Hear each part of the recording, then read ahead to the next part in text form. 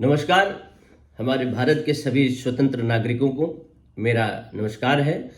आज जिस तरीके से लोकसभा में कार्यवाही में संविधान की प्रस्तावना 75 वर्ष पे चर्चा चल रही है, उन संविधान के निर्माता, सशक्त संविधान देने वाले बाबा बी.आर. अम्बेडकर साहब के चरणों में कोटि कोटि नमन करते हुए मैं अपनी बात को रखूंगा, क्योंकि बाबा साहब ने कितनी खूबसूरत हमको आर्टिकल दिया है जिसके तहत हमको पूर्णतः आज़ादी, अपनी बात रखने का, अपनी बात कहने का, लोगों तक अपनी बात पहुंचाने का, चाहे वो सोशल मीडिया के द्वारा हो या पब्लिक में खड़े होकर बात करने का। अगर हमको कोई बात कहनी है तो कह सकते हैं। यह आज़ादी ये अनुच्छेद 12 के तहत हमें मिली है। परंतु मेरा प्रश्न भी रहेगा और जवाब हम बीजेपी के ही बुद्धिमान प्रवक्ता तथा सांसद और अपने प्रधानमंत्री जी से भी लेना चाहेंगे, क्योंकि इस देश के बहुत ही सशक्त और मजबूत प्रधानमंत्री बोले जाते हैं। बीजेपी के जितने भी कार्यकर्ता हैं, जितने सांसद, विधायक और तमाम उनके लोग सहयोगी लोग कहते हैं।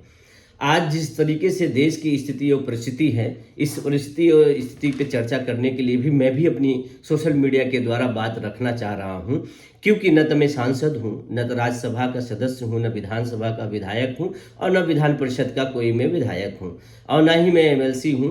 मगर यह बात, हमारा यह प्रश्न जो है उन लोगों से भी रहेगा और हमारे जिले के जो एमएलसी हैं उनसे भी रहेगा, क्योंकि मैं आज पंचायत की बात करूँगा।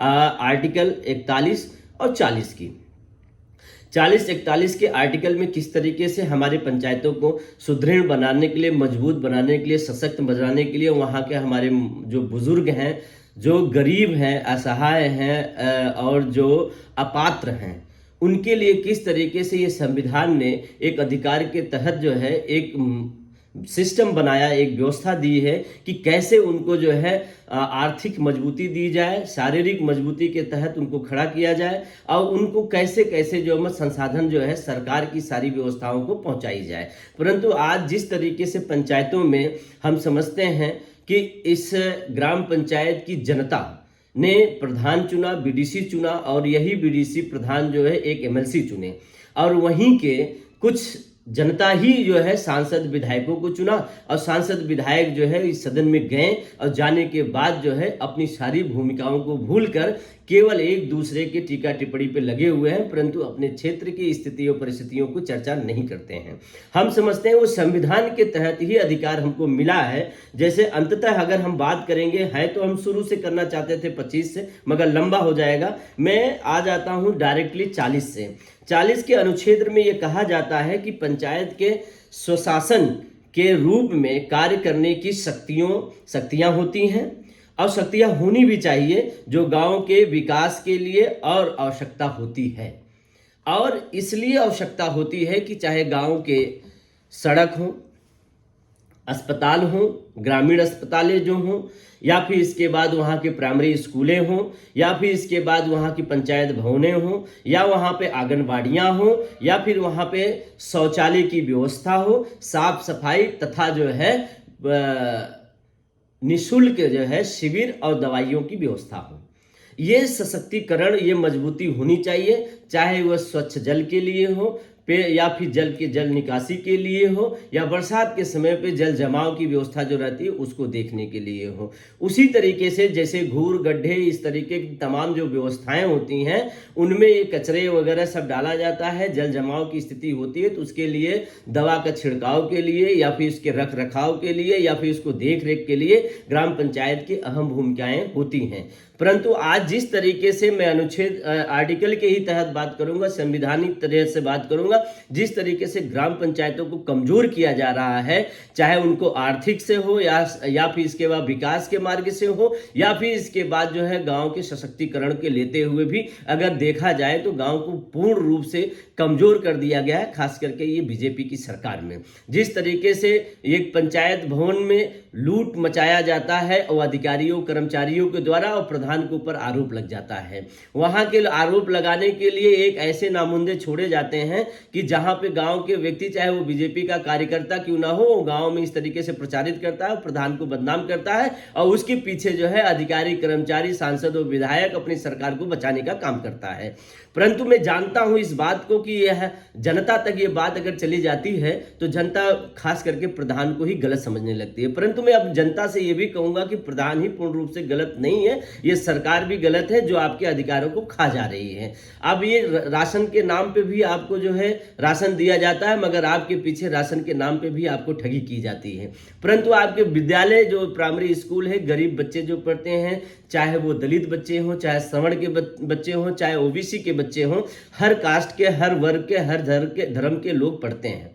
परंतु वहां पे स्कूल की सुंदरीकरण के लिए शिक्षा विभाग, शिक्षा मंत्रालय और फिर इसके बाद तमाम ऐसे शिक्षा के मंत्री बने हैं। शिक्षा का एक अलग तरीके से जो है धनराशि की व्यवस्था बनाई जाती है, परंतु वो स्कूल में जो पैसा खर्च किया जाता है, ग्राम पंचायत के विकास का पूरा पैसा उसी में लगाया जाता है। वो चाहे टाइल्स के लिए हो, पेंट के लिए हो, दीवार के लिए हो, चाहे भवन के लिए हो, ये पैसा ये ग्राम पंचायत का ही लग जाता है। जब तो ग्राम पंचायत का विकास कैसे हो पाएगा?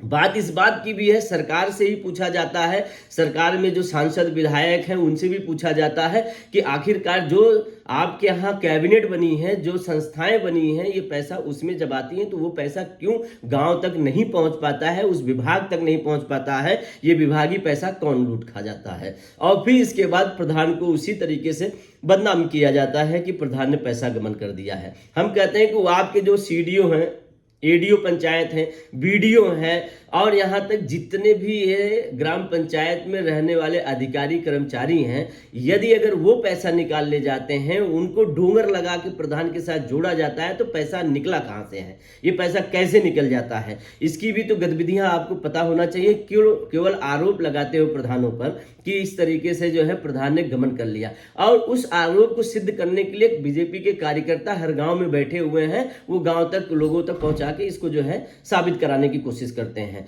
हम जानते हैं इस बात को लेकर थोड़ा लंबा हो जा रहा है, परंतु मैं ये जरूर कहना चाहूंगा कि जब गरीब अपने झोपड़ी पट्टियों में रहता है, चाहे वो ठंडी हो, बरसात हो, गर्मी हो, वो झेलता है, क्या तब आपको प्रधानमंत्री जी नहीं दिखता है? क्या सांसद के जो बीजेपी के सांसद और विधायक उनको नहीं दिखता है?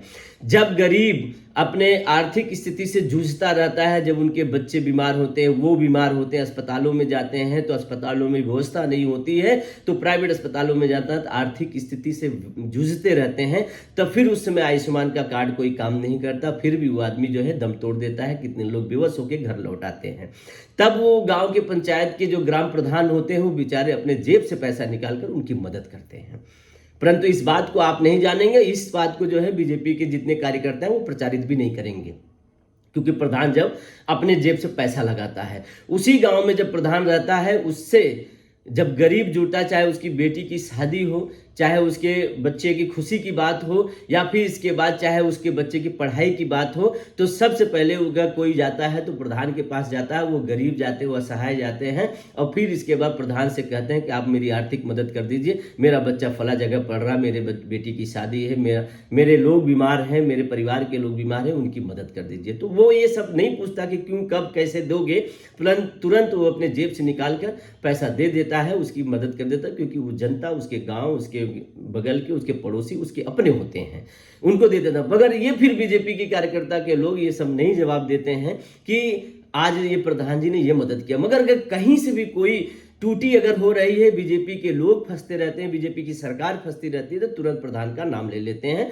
और खास करके हमारे जो एमएलसी साहब यहाँ जौनपुर के, वो कोई बात या चर्चा नहीं करते हैं। अगर करना भी होगा तो उनसे जवाब मांगा जाएगा, तो उनके पास कोई ना जवाब है, ना उनके पास कोई कहने का कोई बात है, न तो कोई बात है, न कोई प्रश्न उठाया है। अब मैं 41 की पावर्स की बात करूंगा। जब काम पाने के लिए वो किया जाता है, चाहे मनरेगा के द्वारा हो, चाहे अस्पताल के द्वारा हो, या किसी सरकार में आए हुए योजनाओं के द्वारा हो, तो सबसे पहले जो है वहाँ पे जो युवा हैं, जो जवान हैं, जो पढ़े लिखे हैं, जो डिजर्विंग करते हैं, तो उनको वो अधिकार नहीं मिलता। फिर इसके बाद जो है वहाँ ब्लॉक लेवल पे एक तरीके से रोबरी चलती है कि किस तरीके से जो योजना आई है सरकार के द्वारा, जो योग्य लोग हैं उनको ना मिले और कोई अयोग्य व्यक्ति हो उनको मिल जाए। ये व्यवस्था जो है पंचायत में चलती रहती है, और ये अधिकारी कर्मचारी और फिर इसके बाद बीजेपी के कार्यकर्ता, सांसद, विधायक लग के इस बात की व्यवस्था बनाते हैं। चाहे वो सीडीओ तक करना पड़ा या डीएम साहब तक कहना पड़ा,